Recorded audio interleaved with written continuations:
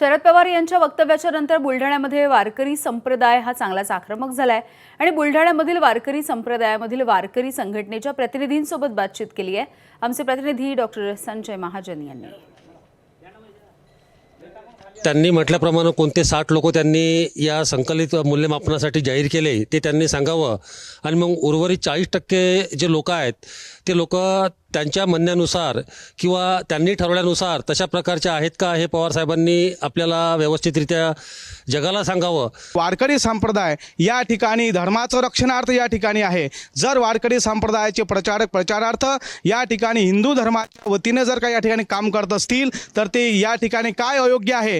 ही वारकरी हा प्रत्येक हिंदू आहे आणि हिंदूच्या वतीने या ठिकाणी होणारे जे काही आज अन्याय अत्याचार आहेत ते जर या ठिकाणी बंद होण्यासाठी किंवा त्यांच्या रक्षणार्थ एखादा राजकीय पक्ष जर या ठिकाणी येत असेल तर त्या ठिकाणी त्यांच्यासोबत राहण्याचा किंवा त्यांना सहकार्य करण्याचे काय वाव आहे। वारकरी संप्रदाय त्यांचा हा मूळ असं वाटतं की पिंड नाही आहे। बरेच वेळ ते मुख्यमंत्री झाले पण त्यांनी कधी विठोबाची पूजा केली नाही। काही त्यांनी धर्माचं कोणतंच काम केलं त्यांनी सर्व हिंदू धर्माच्या विरोधातच काम केलं। हे त्यांचं वक्तव्य चुकीचं आहे। याच्यापुढे यांनी असं वक्तव्य चुकीचं काढू नये असं मला असं वाटते।